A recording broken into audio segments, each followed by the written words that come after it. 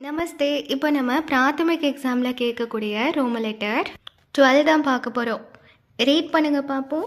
किन्हीं चार प्रश्नों के उत्तर एक एक वाक्य में लिखिए.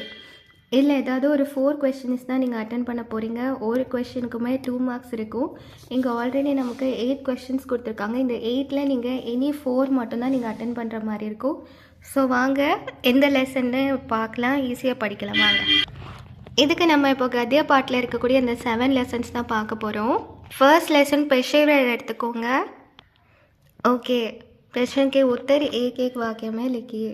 किसान कहाँ रखते हैं?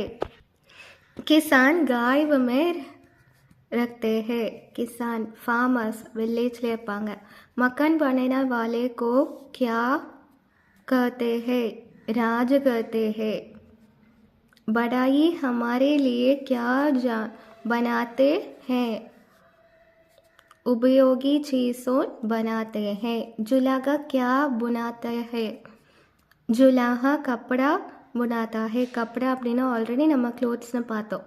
कौन आभूषण बनाते हैं? सोनार आभूषण बनाते हैं. सोनार. ஓகே, அப்போ இதில் गायब, राज, उपयोगी चीज़ों, कपड़ा, सोनार.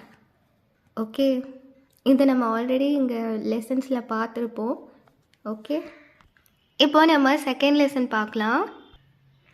सबसे महत्वपूर्ण विटामिन कौन सा है?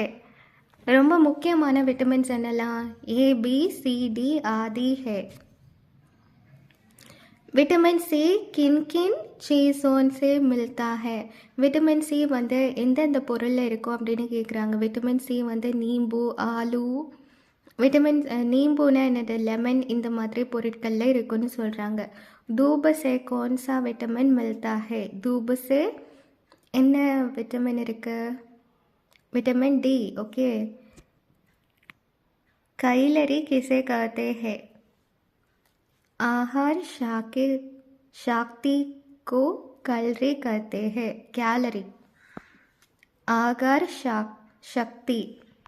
இப்போ நம்ம கேலரிஸ்னு சொல்கிறோம் இல்லையா, அதை பற்றி தான் சொல்லியிருக்காங்க. கேலரிஸ் நம்ம வந்து சாப்பிட்ற சாப்பாடுலேருந்து நம்மளுக்கு கிடைக்கும், அந்த மாதிரி சொல்லியிருக்காங்க.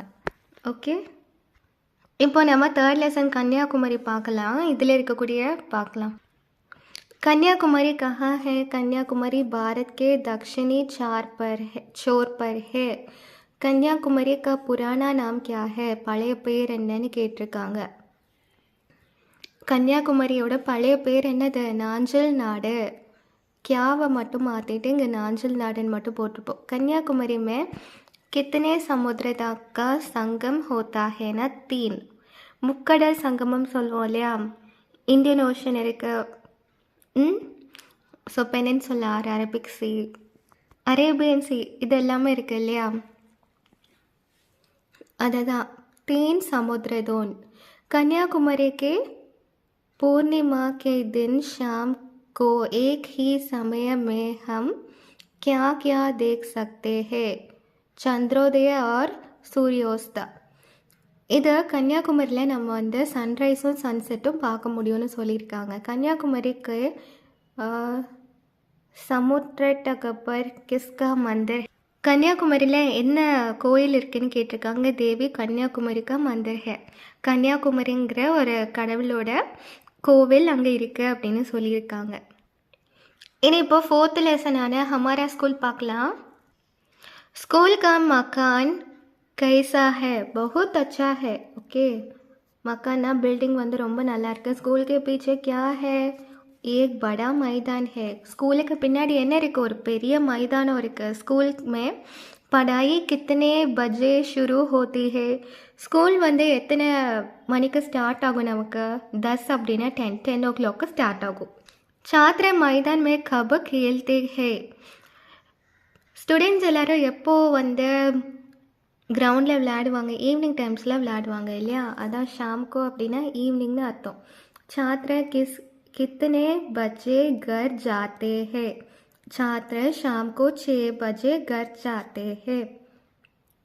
ஸ்டூடெண்ட்ஸ் எல்லாருமே ஈவினிங் 6 மணிக்கு எல்லாமே அவங்களோட வீட்டில் இருப்பாங்க அப்படின்னு சொல்லியிருக்காங்க. இனி 5th லெசன் பார்க்கலாமா? पालतू जानवर. ஓகே, இந்த ரோம் லெட்டர் இதோட முடியுது. ஸோ பால்தோ ஜான்வர் வந்து அடுத்த ரோம் லெட்டருக்கு நம்ம படிப்போம். ஓகே, இப்போது படித்தது எல்லாத்தையுமே தரவாக படிச்சிருங்க. தன்யவாத்.